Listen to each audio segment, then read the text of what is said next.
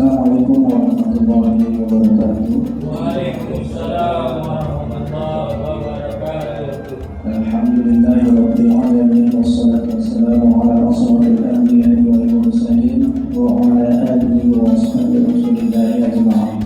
Amma ba'du. Pertama-tama marilah sama-sama kita panjatkan puji dan syukur kepada Allah Subhanahu wa taala yang mana berkat rahmatnya dan rezekinya kita semua bisa kembali berkumpul bersama di mushola kita cinta ini dalam rangka melaksanakan sholat isya dan nanti insyaallah kita lanjutkan dengan sholat tarawih berjamaah. Salawat dan salam tak lupa pula kita panjatkan kepada kita Nabi besar Muhammad sallallahu alaihi wasallam yang mana dengan Tuhan asal pada beliau kita berharap syafaatnya di yaumil akhir kelak. Amin ya rabbal alamin. Bapak-bapak dan ibu jemaah mushola Jumat yang dirahmati Allah, pada malam hari ini sebagaimana biasa sebelum kita melaksanakan sholat tarawih kita akan mendengarkan tausiah yang insyaallah pada malam hari ini akan diisi oleh Al-Ustaz Nazarudin. Adapun yang bertugas sebagai imam pada malam hari ini adalah saudara Khairul Abdi Bawan. Di sini kami dari Badan Pengelola Mushola Jumat yang menyampaikan atau memberitahu kepada bapak-bapak dan ibu sekalian bahwasannya panitia penerimaan zakat infak dan sedekah mushola nikmah telah dapat menerima zakat infak dan sedekah dari bapak-bapak dan ibu sekalian. Adapun waktu penerimaannya adalah pada sholat tarawih sampai pukul 11 dan batas akhir waktu penyerahannya adalah pada tanggal 19 April 2023. Demikian yang dapat saya sampaikan. Lebih dan kurang saya mohon maaf. Wabillahi taufiq wal hidayah. Wassalamualaikum warahmatullahi wabarakatuh. Waalaikumsalam warahmatullahi wabarakatuh. A'udzu billahi minasyaitonir rajim. Bismillahirrahmanirrahim. Assalamualaikum warahmatullahi wabarakatuh. Waalaikumsalam warahmatullahi wabarakatuh.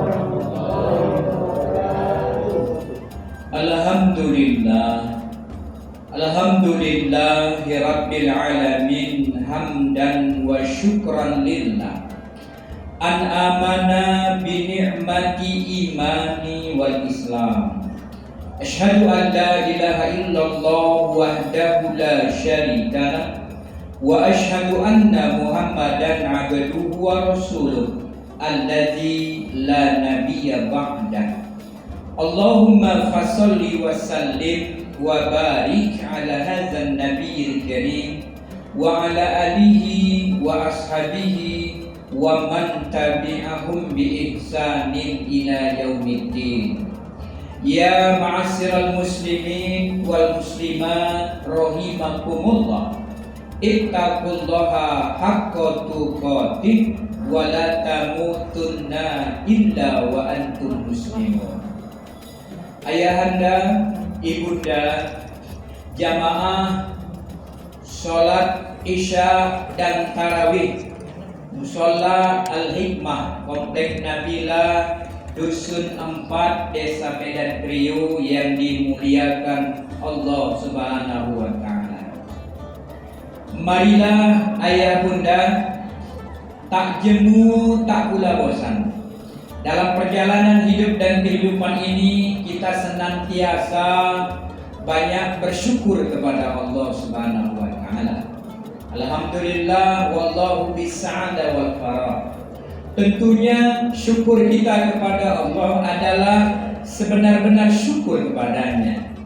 Ditandai kesyukuran kita kepada Allah Subhanahu wa taala dengan mau kita membasahi lisan kita, lidah kita dengan banyak-banyak menyebut asma Allah Subhanahu wa taala. Disebut dengan zikrullah, berzikir kepada Allah. Ya, bismillah, alhamdulillah, subhanallah, la ilaha illallah, wallahu akbar, subhanallah wa bihamdihi, subhanallahil azim. Maka ketika kita banyak-banyak bersyukur kepada Allah dengan berzikir kepadanya, juga ditandai kesyukuran kita kepada Allah dengan kita mau mengulang-ulang kaji, yakni dengan membaca ayat-ayat suci Al-Quran atau tilawatil Quran, tadarus. Kemudian Nabi juga pernah menyampaikan dalam sabdanya, nawiru buyutakum bitilawatil Quran.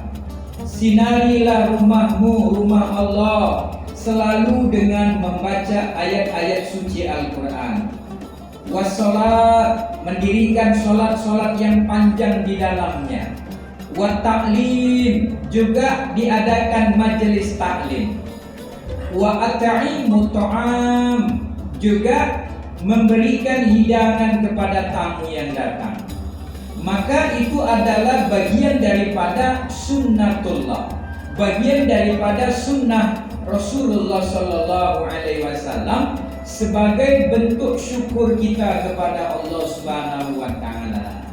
Maka alhamdulillah, kembali malam yang berbahagia ini kita semua sudah dapat mentakarubkan diri kepada Allah Subhanahu Wa Taala, datang berhadir untuk menjadi bagian daripada hamba Allah Subhanahu Wa Taala yang menjadi hamba yang bersyukur dengan nikmat Allah Subhanahu Wa Taala.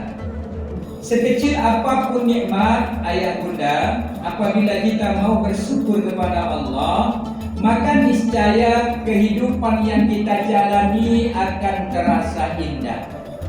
Itulah hidup yang mendapat berkah dari Allah Subhanahu Wa Taala.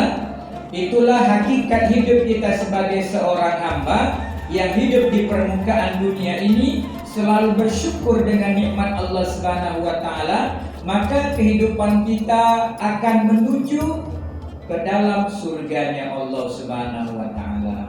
La in syakartum la azidannakum. Siapa yang senantiasa bersyukur atas nikmat Allah, maka niscaya Allah berjanji kepada kita hambanya akan ditambah nikmat kita oleh Allah Subhanahu Wa Taala. Walaupun nikmat materinya tidak bertambah, tapi nikmat panjang umur ditambah karena masih hidup.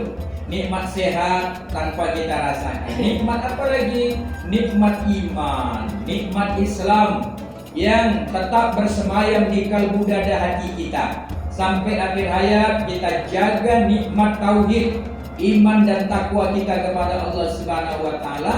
Insya Allah Subhanahu Wa Taala kita akan mendapatkan kehidupan yang husnul khatimah. Amin. Amin ya rabbal alamin. Baik Bapak Ibu hadirin yang dirahmati oleh Allah Subhanahu Wa Taala, selawat dan salam yang kedua tidak lupa kita ucapkan keharibaan junjungan kita Nabi besar Muhammad Sallallahu Alaihi Wasallam, yang mana kelak kita mengharapkan syafaatnya di yaumil akhir nanti. Ayah bunda yang dirahmati Allah Subhanahu Wa Taala, sudah merupakan sunnatullah, sudah merupakan ketetapan Allah, bahwasanya Allah Subhanahu Wa Taala sudah menurunkan Al-Quran Al-Karim untuk menjadi petunjuk dalam kehidupan.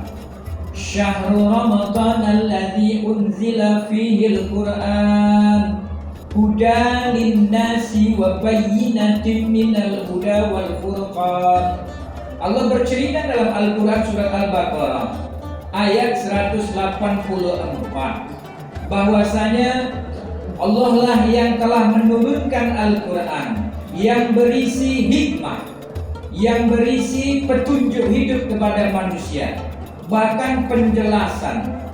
Maka ayah bunda Ali bin Abi Thalib radhiyallahu anhu mengatakan, Al-Quran itu adalah gudangnya ilmu yang menceritakan peristiwa masa lalu, masa sekarang, dan peristiwa masa yang akan datang. Nah, itulah mukjizat Al-Quran. Dia memiliki ruang lingkup 3 dimensi. Dimensi masa lalu, Al-Quran menceritakan tentang sejarah-sejarah, kisah Nabi Adam, Nabi Nuh, dan nabi-nabi yang lain diceritakan di sana.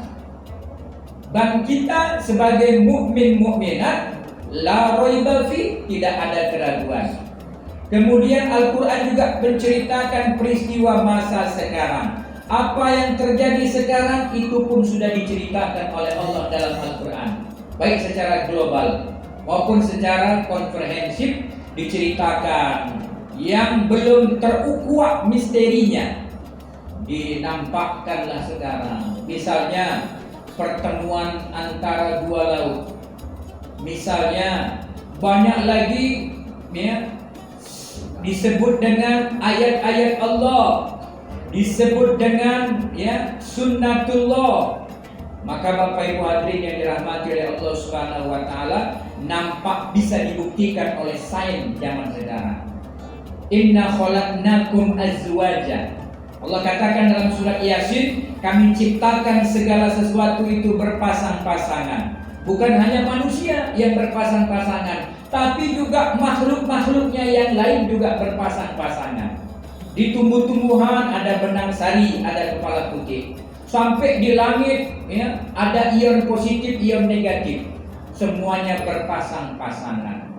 Kemudian Bapak Ibu hadirin sekalian, Allah juga bercerita tentang sifat-sifat manusia, sifat-sifat hewan. Maka dalam Al-Quran ada surat An-Naml, ada surat An-Nahl, ada surat Al-Ankabut. Itu semua memiliki tamsilan. Bahkan Allah pernah bercerita dalam Al-Quran demi kuda perang. Sampai kuda juga diceritakan oleh Allah. Wal 'adiyati dhabaha fal muriyati qadaha fal mughirati subha fa asarna bihi naqa'a fa wasatna bihi jama'a. Allah Subhanahu wa taala menggelitik pola pikir manusia untuk merenung. Apa kata Allah di sana? Hai insan manusia yang punya akal, punya mata, punya telinga, punya hati nurani, perhatikanlah kuda perang. Kalau mungkin sekarang kita nggak bisa nengok kuda perang di sini, belum pernah sejarahnya kita ikut. Mungkin dulu perang di Penegoro ya kan, pakai kuda perang dengan Belanda. Tapi sekarang sudah tak nampak lagi, udah canggih, pakai pesawat terbang sekarang. Tapi sejarahnya dulu Nabi mengalami perang Uhud, perang Badar. Kalaupun kita mau nengok gambarannya pun tak payah. Yang penting ada paket, ya saya.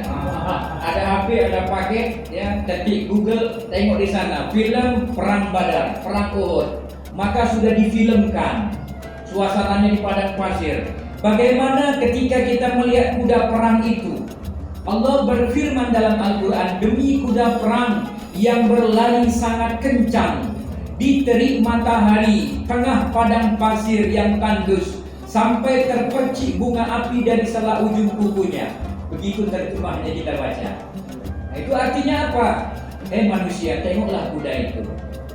Dia disuruh tuannya berangkat di siang hari, terik matahari, sampai saking kencangnya terpercik salah ujung kukunya, yaitu bunga-bunga api. Dia patuh sama tuannya, walaupun panas dia berangkat. Begitulah kuda tadi. Bapak hadirin sekalian. Berikutnya tamsilan yang kedua, demi kuda perang yang berangkat di waktu subuh. Ini gambarannya kan Pak, namanya waktu subuh. Waktu subuh itu sebelum azan subuh dingin, gelap. Tapi kalau kuda sudah diperintah sama tuannya merangsek perang melawan musuh, waktu subuh pun kuda tak ada yang membantah cakap tuannya. Demi kuda perang yang masuk di kancah peperangan, fawasatna bihi jama'a. Itu konsekuensinya Pak, taruhannya mati.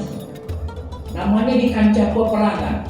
Kalau nggak kena tombak, kena panah dia zaman dulu. Subhanallah. Tapi kuda nggak ada yang membantah cakap tuannya, patuh dia. Padahal apa kata Allah? Apakah yang didapatkan kuda dari tuannya? Cuma dapat rumput jerami dan air mentah, tapi kepatuhannya tak diragukan. Maka berikutnya ayat ke-6 Allah mengatakan, innal insana li rabbih lakanud. Sesungguhnya banyak manusia yang tidak mau berterima kasih kepada Tuhannya, kepada Rabb-Nya. Kenapa? Karena manusia itu Pak nggak dikasih makan rumput, nggak dikasih minum air mentah. Jenis rumput juga, tapi kangkung, kol, wortel. Wah, yang bergizi dia ya kan? Kalau udah di sop katanya, Wah, nikmat ya. Makanan manusia itu daging, susu, masya Allah. Kita kalau buka puasa aja beberapa macam itu yang lezat-lezat, yang nikmat-nikmat yang kita rasakan. Apalagi zaman sekarang kuliner sudah banyak ya, menjamur di seluruh seantero jagat, menarik selera. Tapi yang jadi masalah, kenapa manusia itu tidak mau patuh dengan Tuhannya? Terdengar perintah Allah. Ini untuk orang Islam. Hayya 'alas shalah, azan zuhur di menara masjid, di musola, dimanapun kita berada, ketika azan zuhur sudah berkumandang, sedikit sekali yang mau patuh dengan perintah Tuhannya. Padahal dia tidak dikasih makan rumput, tidak dikasih minum air yang mentah, apalagi waktu subuh. Masya Allah, udah patuh sama Tuhannya. Apalagi disuruh berjihad di jalan Allah Subhanahu wa taala. Ini Pak, sudah rame-ramenya cerita tentang Palestina ini. Umat Islam sholat berjamaah di Masjidil Aqsa ditembaki sama-sama Israel. Maka saudara kita yang di Libanon, saudara kita yang di Syria, mereka semuanya, apalagi sekarang orang-orang yang dari sekutu Amerika, maka Bapak Ibu hadirin sekalian, terjadilah sekarang ya satu kesadaran umat Islam tadi sudah mulai muncul.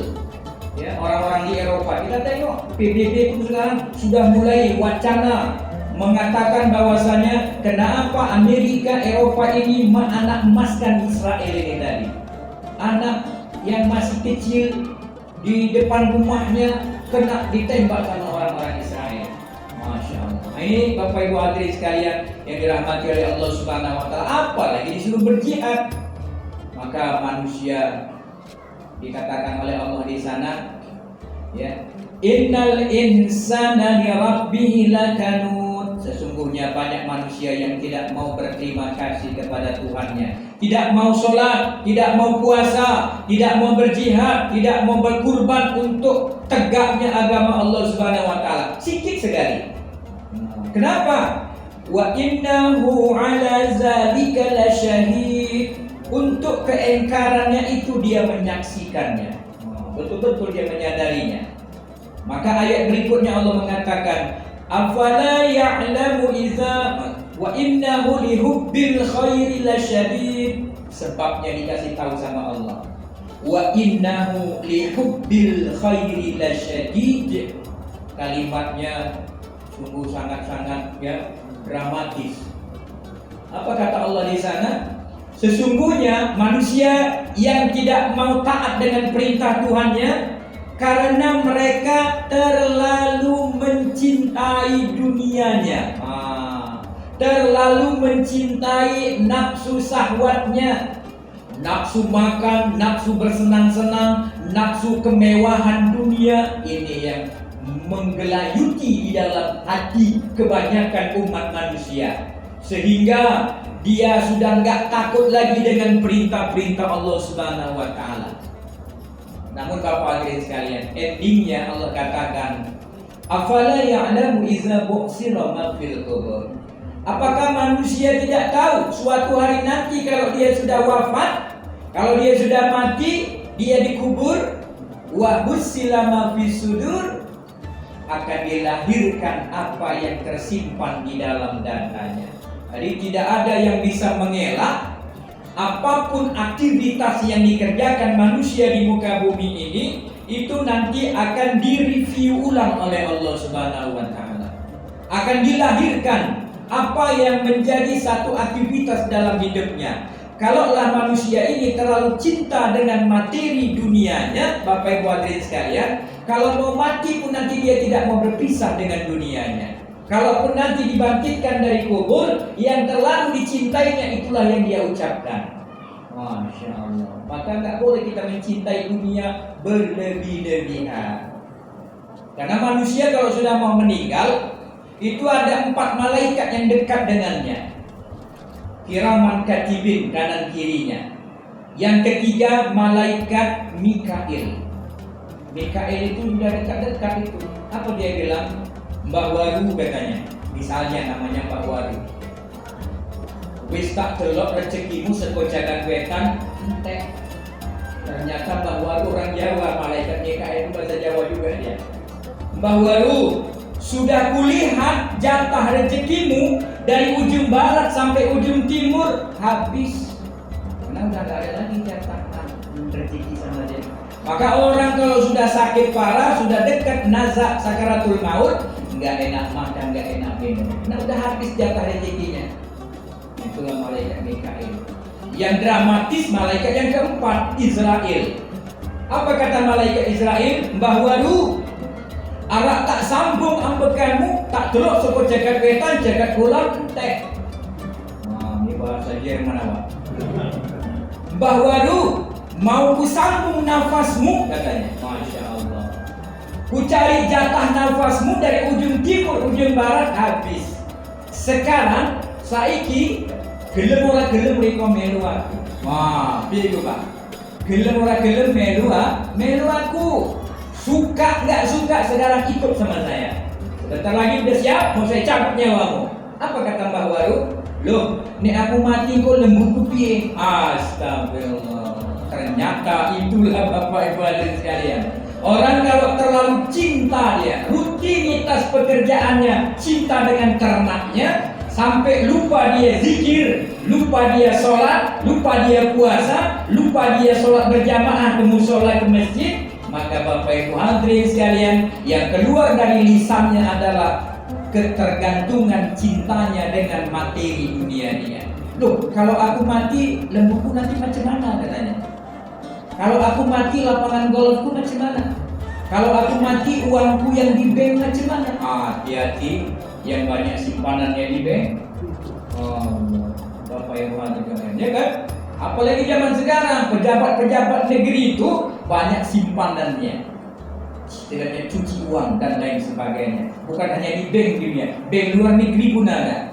Gak takut dia Bapak Ibu hadirin sekalian konsekuensi negatifnya. Kenapa? Terlalu mencintai materi dunia, ini menyebabkan nanti dia tidak bisa lepas dengan materi dunia. Maka Bapak Ibu hadirin yang dirahmati oleh Allah Subhanahu wa taala, menjadi satu renungan kepada kita bersama. Dulu pernah Allah Subhanahu wa taala memerintahkan malaikat Jibril untuk turun ke langit dunia sampai ke bumi. Misinya satu saja. Ya Jibril, kata Allah Subhanahu wa taala, coba kau turun ke langit dunia, jumpai dulu makhluk yang kuciptakan. Apakah mereka ridho aku ciptakan jadi makhlukku sedemikian rupa? Maka Jibril pun turun ke langit dunia. Yang pertama dijumpainya Al-Jamusun. Jamusun artinya kerbau. Ketika kerbau ditanya, ya Jamusun, wahai kerbau, ridhokah engkau diciptakan Allah jadi kerbau? Maka kerbau menjawab, Masya Allah, Alhamdulillah. Kehendak Allah, wahai Jibril, aku ridho diciptakan Allah jadi kerbau. Biarlah manusia bilang aku bau lumpur karena kerja di sawah. Biarlah aku makan rumput. Biarlah aku membaca, kalau tak disuruh pulang tak mau pulang. Tahan dia itu Pak, patuh sama tuannya. Tapi Alhamdulillah, aku bersyukur jadi kerbau. Ketimbang kalau aku diciptakan Allah jadi kelelawar. Tahu kelelawar? Kalong. Yang makan buah-buahan di atas pohon. Masya Allah. Kenapa rupanya? Kelelawar hidupnya cuma di malam hari dia cari makan, siang tidur dia. Ya. Kalau dia tidur kakinya ke atas, kepalanya ke bawah. Kalau dia buang air kecil, basah bajunya semua, gak ada satupun yang memandikannya. Terkenallah kelelawar itu bau pesing. Jadi kalau Bapak jalan Sudirman, itu banyak orang jualan kelelawar itu di sana. Kalong, pemakan buah. Kakinya ke atas, kepalanya ke bawah. Sedangkan kerbau, karena bersyukurnya dia nengok ke bawah, tidak nengok ke atas. Kalau nengok ke atas manusia, sempurnakanlah manusia itu ya. Punya mata, telinga, tangan lengkap ya kan. Punya bisa bikin rumah. Wah, punya istri cantik. Wah, subhanallah. Enak kali jadi manusia itu. Kalau nengok ke atas tidak bersyukur dia. Kalau nengok ke bawah, barulah dia bersyukur. Alhamdulillah. Biarlah aku bau lumpur. Tapi kalau udah kerja di sawah, aku dipulangkan ke kandangku, disinggahkan aku di kali. Di kali itu di sungai. Dimandikan. Walaupun tidak diberus dengan berus yang dari gede, berusnya terbuat dari lalang, alhamdulillah. Itulah zaman dulu orang kalau mandikan kerbau, mandikan lembu tadi pakai lalang, daun lalang itu. Sampai rumah sudah diarekan rumput yang ranum. Udah gitu jam 9 jam 10 dibakarkan damen. Damen itu batang padi yang udah kering. Dibakarkan sepet. Sepet itu kulit kelapa yang kering. Maka kerbau tadi hangat, tidak kena digigit nyamuk. Tapi kalau kelelawar, Bapak hadirin sekalian, wah, nggak ada satupun yang memandikannya. Datanglah Jibril ke gua yang banyak kelelawarnya. Ditanya, wahai kelelawar, itu engkau diciptakan Allah sedemikian rupa jadi kelelawar? Kelelawar menjawab, Masya Allah, Alhamdulillah wahai malaikat Jibril, aku rito diciptakan Allah jadi kelelawar. Biarlah kerbau itu bilang aku bawa bersih, gak apa-apa. Tapi aku bersyukur, ketimbang kalau aku diciptakan oleh Allah jadi cacing. Itulah perbandingannya. Kenapa cacing? Cacing tak punya kaki, tak punya sayap, tak punya mata, hidupnya sempit di dalam tanah. Maka bersyukurlah si kelelawar tadi. Malam dia bisa terbang. Buah rambutan yang ranum yang belum dipetik sama Pak Tani, dia sudah duluan makan. Jambu yang merah ya kan, wow, dia udah makan duluan. Maka Pak Tani pagi-pagi dia udah kerowak di rambutan putihnya. Bukan makan kelelawar duluan, Masya Allah. Maka Jibril pun turun ke liang tanah, dijumpainya Raja Cacing. Ditanya, wahai cacing, ridho engkau diciptakan Allah jadi cacing? Maka cacing menjawab, Masya Allah, Alhamdulillah, wahai Jibril, aku ridho diciptakan Allah jadi cacing. Ketimbang kalau aku diciptakan oleh Allah jadi manusia yang tidak beriman. Itu perbandingannya, Bapak Ibu hadirin sekalian. Hari Bapak Ibu hadirin yang dirahmati oleh Allah Subhanahu wa taala, aku mendengar di menara masjid ceramah ustaz-ustaz, imam-imam berceramah, laqad zara'na li jahannam katsirun minal jinni wal ins. Sungguh akan dimasukkan ke dalam neraka jahanam banyak dari kalangan jin dan manusia. Jin dan manusia mereka dikasih mata tapi matanya tidak mau melihat ayat-ayat Allah. Dikasih telinga tapi tak mau mendengar ayat-ayat Allah. Mereka diberi hati nurani tapi hatinya tidak mau menimbang ayat-ayat Allah. Mereka seperti binatang ternak, bahkan lebih sesat dari binatang ternak. Inilah tamsilan bahwasanya malam hari ini kita bersyukur kepada Allah. Kita diberi kehidupan, dikasih rezeki, dikasih panca indera yang lengkap.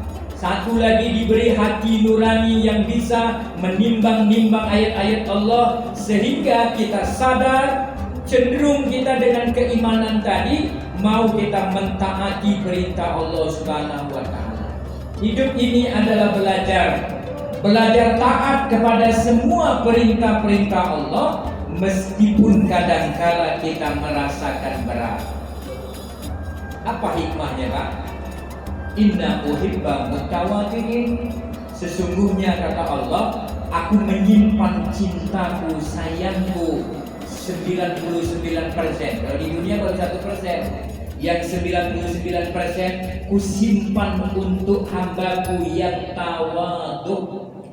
Tawadhu artinya yang mau taat dan tunduk dengan semua perintah-perintahku. Nah, inilah Pak yang masih disimpan oleh Allah.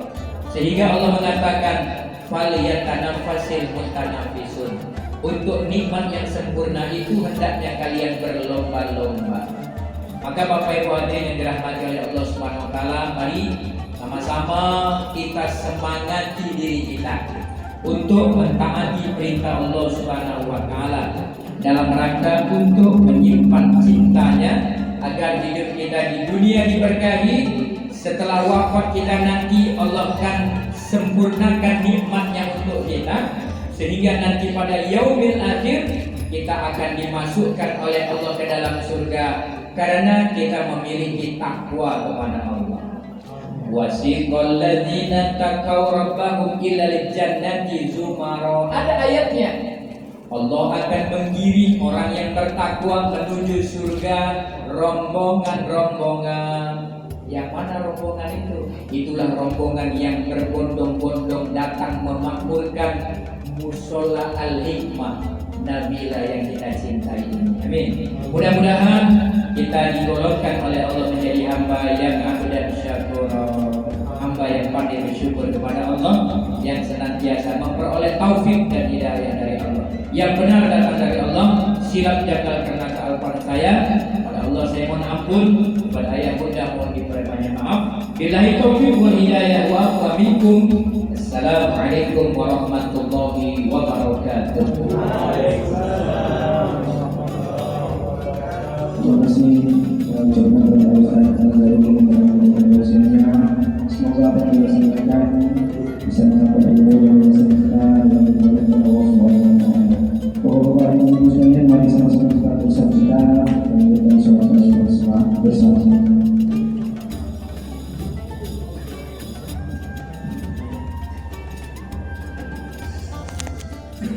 Subhanallah.